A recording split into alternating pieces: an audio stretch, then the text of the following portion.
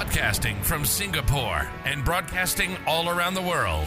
You're listening to the Ignite EdTech Podcast with Craig Kemp, taking the pulse of educators from all over the globe and bringing what you need every week.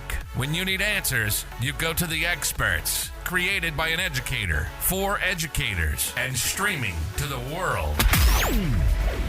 Now, over to your host, Craig Kemp. Welcome to episode 37 of the Ignite EdTech Podcast. I'm your host, Craig Kemp, and I'm thrilled to have your support.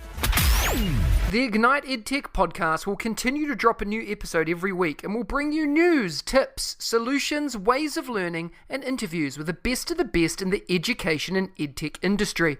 As most of you know, I continue to work with the incredibly talented Quinn to improve the final audio quality of this podcast.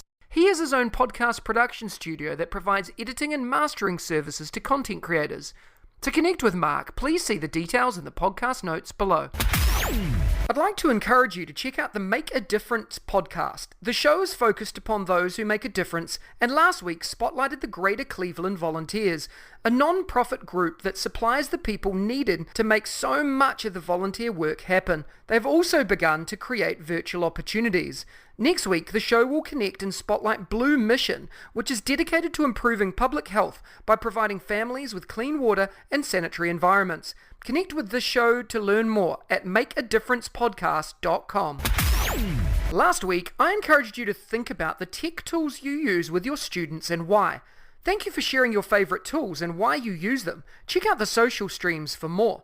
This week, I want you to ask what strategies you have in place for integrating technology into your classroom or school. What frameworks do you use, and how do they support the learning of both staff and students? I'll explain some ways of developing strategy soon in this podcast, but I'd love to hear what you do, so please share via social media. I look forward to hearing your responses soon. A tool that has positively impacted the authentic and purposeful use of technology into classrooms and meeting rooms that I've worked in is Wakelet. Save, organize, and share content from across the web with Wakelet. Save articles, videos, images, tweets, and more. Organize them into stunning collections for use in multiple contexts. You can create visual, engaging collections that educate, inform, and inspire. I've seen these used in so many different contexts in both schools and within my professional learning communities. The best part about it, it's free. I highly recommend that you take a look at wakelet.com. The link is in the description below. Last week, we talked about your why for tech use in your classroom in 2021.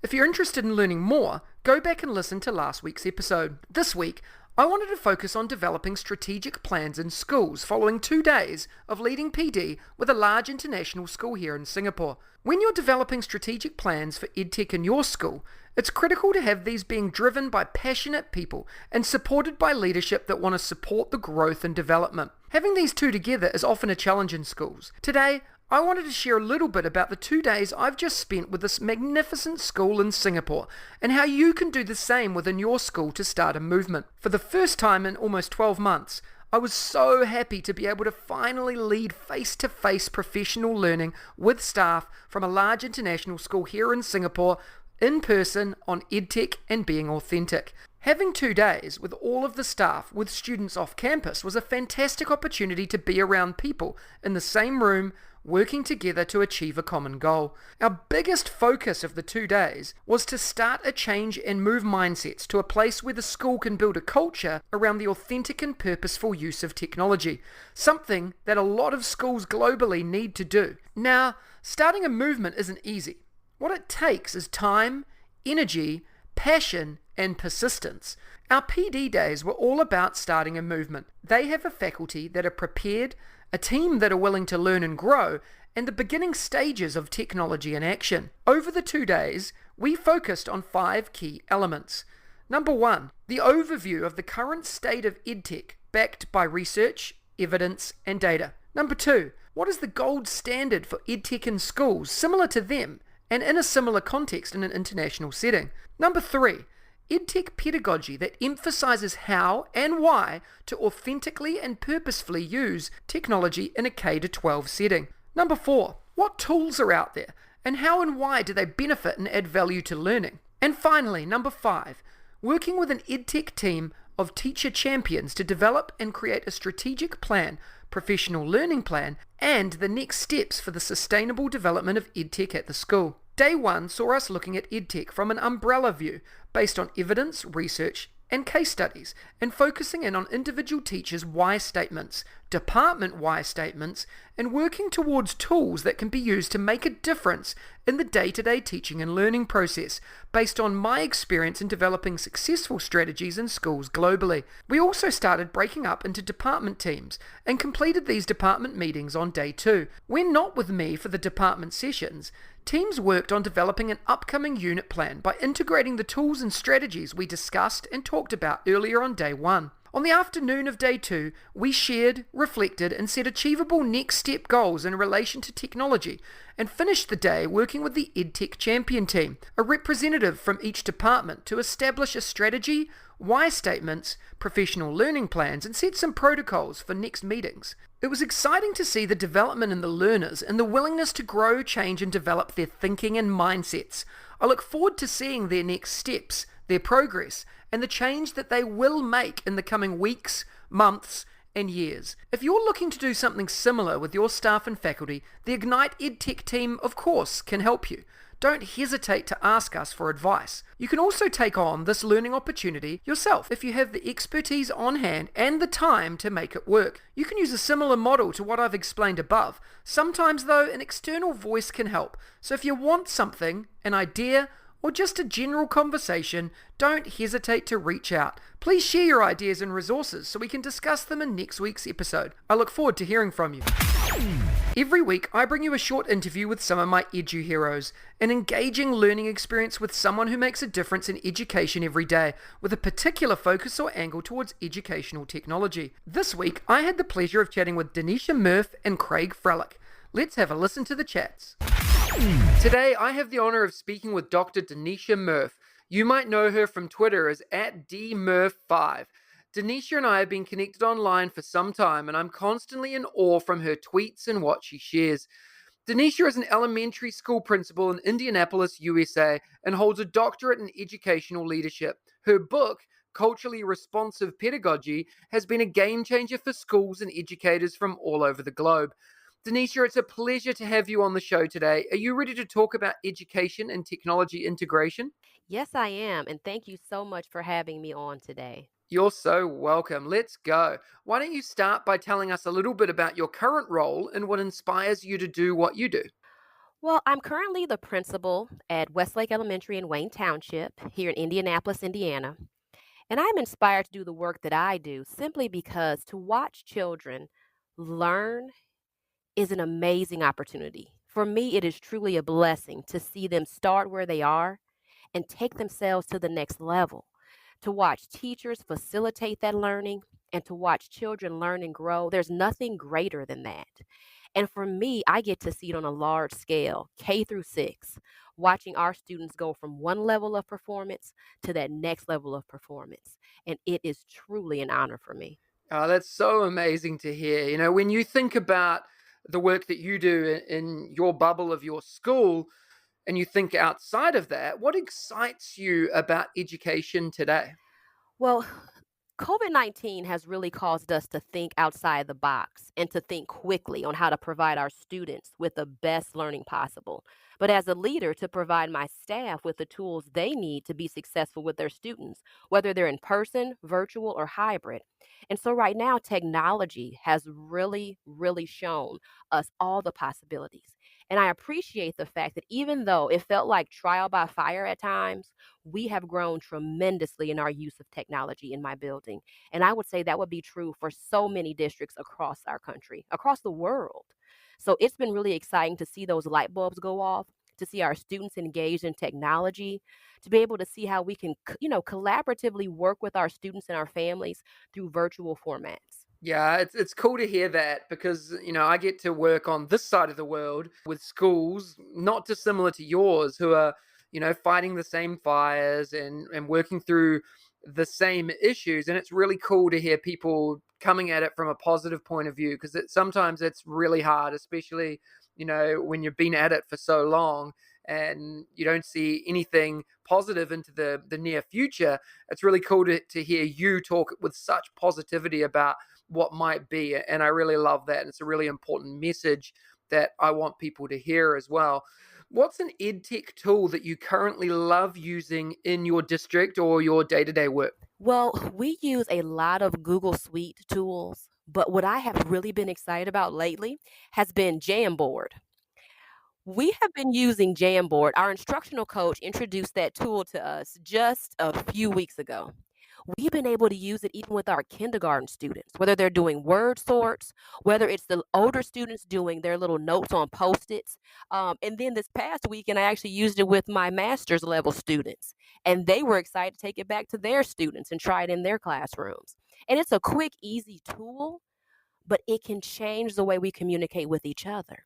It changed the way that students were engaged in the work. They were learning how to use those tools, and they were displaying their knowledge in that way. And it was colorful and bright, but it was also something very simple and easy. And people were not afraid to try that tool. And it was a great way to show my staff that I've used these tools as well with my own students. Yeah, and learning is important to all of us. What's one book or resource that you've been reading lately, or just one of your all-time favorites? And tell us why we should be exploring it. Well, one that I'm actually exploring right now is the Distance Learning Playbook for grades K through 12 by Douglas Fisher, Nancy Fry, and John Hattie. I've really enjoyed looking at the tools there for our teachers. Um, they've really shown you in this book how here are some tips for classroom management. Here are some tips basically for self-care. Here are great ways to keep your objectives going. How do you build relationships with your students in a virtual format? And so they've really provided us with some really great tools, and I love that it's called a playbook because that's really what it's about. I've ordered copies of these for some of my teachers who have just really gone so far with technology, but they share how to have clarity, how to have engaging tasks while you're online, and then great ways to grade and to give feedback. So I've really enjoyed this book as I've dived into it. And you're a published author yourself, Dennisha. Tell us a little bit about your book. Why did you write it, and what will we learn by reading it? Okay, well, yes, I was so honored to be able to publish my first book. It's called Culturally Responsive Pedagogy: Promising Practices for African American Male Students. This book was very instrumental for me as a school leader, as I saw some of the disparities and inequities in education. And so it really prompted me to do more research and think about what are some promising practices to help our African American males experience success in the school setting. And I think by reading it, you will be able to learn some historical context, look at best practices, and think about where you would like to start as an educator to provide our African American males with the best learning environment possible. I love that, and such an important topic at the moment as well. And when I'm listening to you talking, not just about your book, but about everything since we started chatting today, I'm so inspired by your positivity and your energy. And while it's super exciting to be able to catch up with you on this podcast and have an opportunity to chat, I would just love to be able to come into your school building, because I just know how much energy I'd feel from that. I get so many opportunities to work in schools all over the world, and I'm missing that right now. And I can just tell, when you step foot in a school, you just know what that culture of that school is like. I can just tell how exciting your culture would be. Everyone that's listening today, Dennisha, wants to know how they can get in touch with you, follow and connect with you, and learn a little bit more about who you are and what you do, and the amazing things happening in your school. Can you let us know the best way to follow and connect with you? The best way to follow me is on Twitter at dmurff5, or my email address, which is denisha.murff@gmail.com. And I love to connect with people and just to learn and grow together. And we'll make sure all the links are in the podcast description below as well. Dennisha, thank you so much for your time today. It's been an absolute pleasure. Thank you for the opportunity. And it was great talking to you as well today. Today, I have the honor of speaking with Craig Frehlich. You might know him from Twitter as @CFrehlichTeach. Craig and I have worked together in an international school here in Singapore, and he's an inspiration in his approach to teaching, especially around the authentic and purposeful use of VR. Craig is now a design teacher at the Canadian International School here in Singapore and is a podcaster and VR consultant. Craig, it's a pleasure to have you on the show today. Are you ready to talk about education and technology integration? Absolutely. What a fantastic introduction, Craig Kemp. Thank you so much for the accolades, and I'm excited to talk about technology today. Awesome, let's go. Why don't you start by telling us a little bit about your current role and what inspires you to do what you do? I am teaching predominantly high school design, and with that hat comes lots of leeway to do some R&D, to test out new things, to push design into different learning environments. Thus, I've had the latitude to incorporate and play around with the use of spatial learning, VR in particular, as it pertains to design especially. So students, as we'll probably learn a lot in this podcast, are starting to understand that if we're asking them to think big and think deep through conceptual teaching and learning, they need help and tools to do that.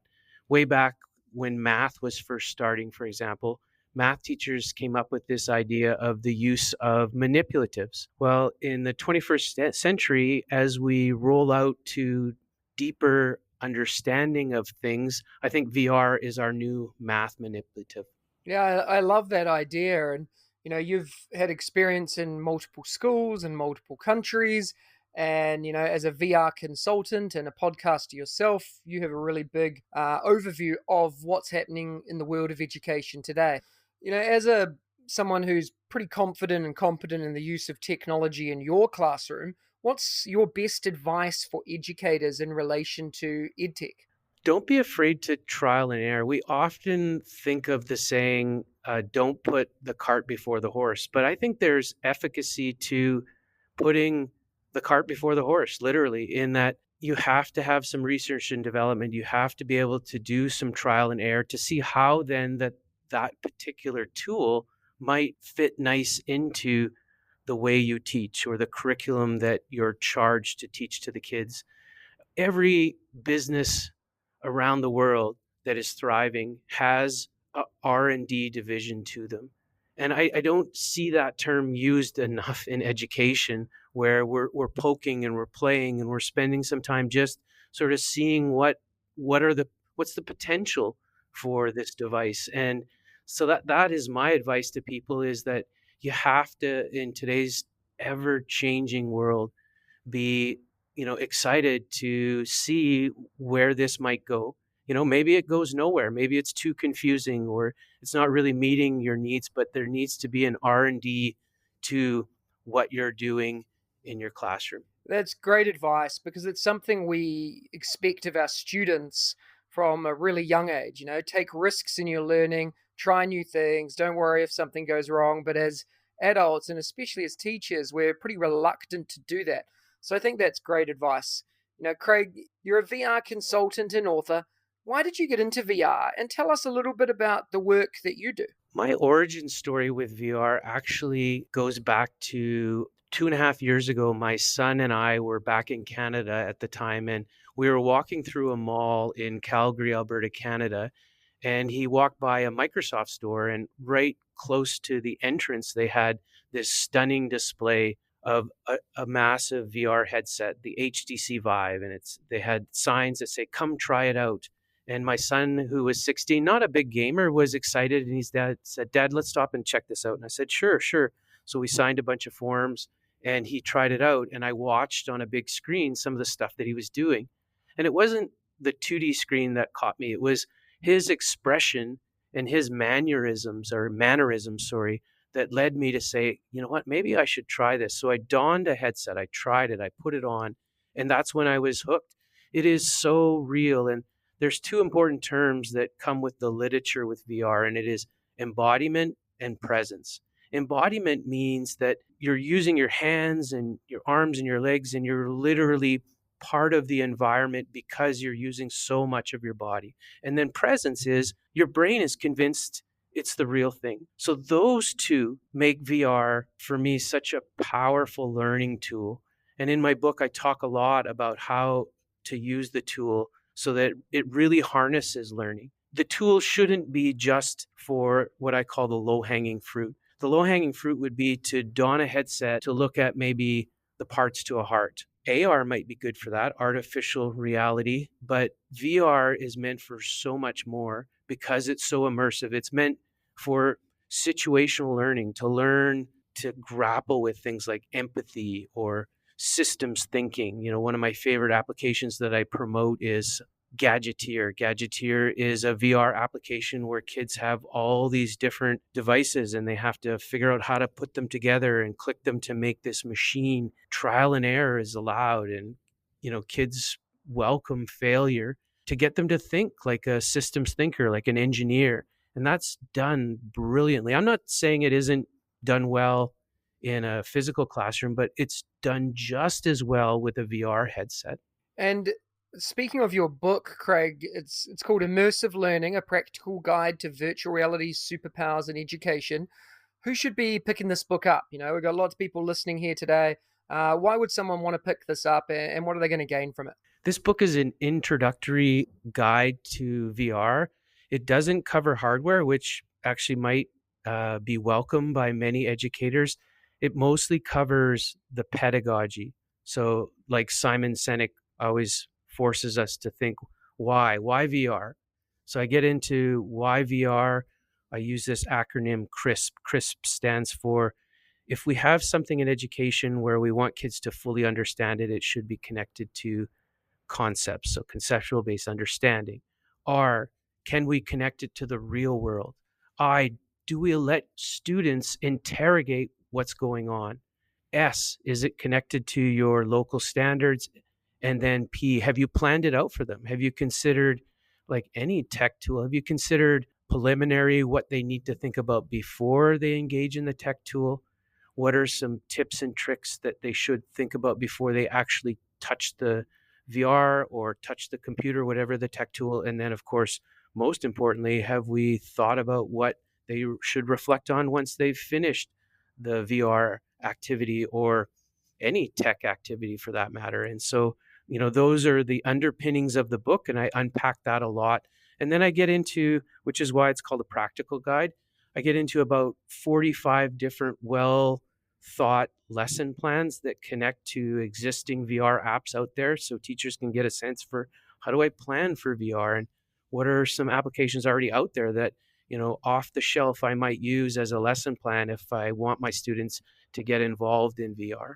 Great. And as a teacher in a classroom now at an international school in Singapore, and as someone who does a lot on his own as well in his own time, what's an EdTech tool that you currently love using in your day-to-day work? Above and beyond VR, it would be hands down Peardeck. Peardeck allows me to do, sometimes we call it the ugly, messy stuff, which is, there's still a place, obviously, to stand on a soapbox and lecture or didactically teach something. And Peardeck makes that easier on the kids because you can engage with them by throwing some questions. You can have little sliders to get their opinion on something that you may have brought up. And it just heightens the level of engagement, especially during moments in your unit or even just moments within your hour-plus lesson plan where you do need to talk didactically to the kids. Learning is important to all of us. What's one book or resource that you've been reading lately, or just one of your all-time favorites, and tell us why we should be exploring it? I'm going to mention two books. What triggered automatically is all-time favorites. So my all-time favorite is Dale Carnegie's How to Win Friends and Influence People, especially because I teach this to my students in my advisor class, and that is, it's not about you. So, when you're in a conversation in the hallway or you're at a party, you should be asking and pelting people with all sorts of questions about them. And Dale Carnegie's book, How to Win Friends and Influence People, talks sort of in a story-like narrative how to do that. And that has, it has helped me in my career, get interviews. It's helped me meet interesting new people. And then the second book, which I used a lot for my book, Mario Livio writes a book. It's called Why, and the art behind being curious. And he talks about how young kids, little kids, like your children, are incessantly curious about things. But then he gets into, as we grow up, why is that lost in older people? middle school kids and high school kids aren't as curious. And what should we be doing to ramp that up again in the classrooms to make kids more curious? I love the idea of curiosity, and so that book really brings to the forefront of my mind the importance of how technology can do that, and particularly what you've talked about with the VR as well, and the ability to really bring out that creative side in a world that's often where that's often forgotten about. Craig, thank you so much for today. What's the best way for the listeners to follow and connect with you? I'm very active on Twitter. So you mentioned my Twitter handle, which is at @CFrehlichTeach. I'm also on LinkedIn and fairly active there, sharing stuff.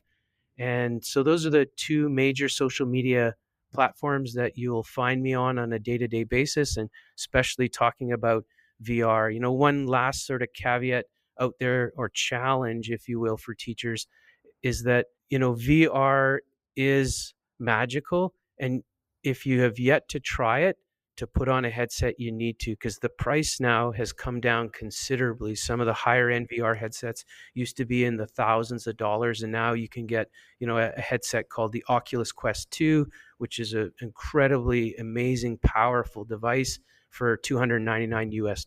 So that's amazing. Craig, thank you so much for your time today. Thank you, Craig. Next week, join me for episode 38 of the Ignite EdTech Podcast, when I'm joined by Dan Ryder. One of the things I love doing is giving away prizes as a thank you for tuning in, listening, and hopefully subscribing to the Ignite EdTech Podcast. Last week, I gave away copies of Sean Gaillard's books. To win, you needed to complete the form at bit.ly/edtechwin. The winners have already been contacted directly by me, and they are Donovan Hall and Bridget Hugentobler.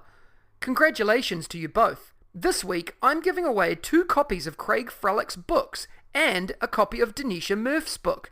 To win these incredible prizes, you need to go to bit.ly/edtechwin and complete the simple form that'll take you less than a minute to do. The link is in the description below. Competition closes on Wednesday the 24th of February, and the winner will be contacted directly by me and announced on next Friday's podcast episode. Good luck. Thank you for being an extremely important part of the Ignite EdTech podcast. If you enjoyed today's episode, smash that subscribe button and share it with your colleagues, friends, and families. Please remember to spend 2 minutes to rate the podcast so we can reach even more educators and EdTech enthusiasts globally. Please share your favorite part of today's episode by tagging me on Twitter, Facebook, Instagram, or LinkedIn. And don't hesitate to ask me questions so I can answer them in an upcoming episode. Remember, you have the chance to win as well. Check out the links in the description for more, and I'll see you again next week. If you liked today's episode, please don't forget to subscribe so you don't miss another episode. And be in the drawing to win prizes every week. If you know others that would enjoy the show, please hit that share button and brighten their day. Join us again next week for your weekly EdTech hit with @Mr. Kemp NZ. We'll see you again soon.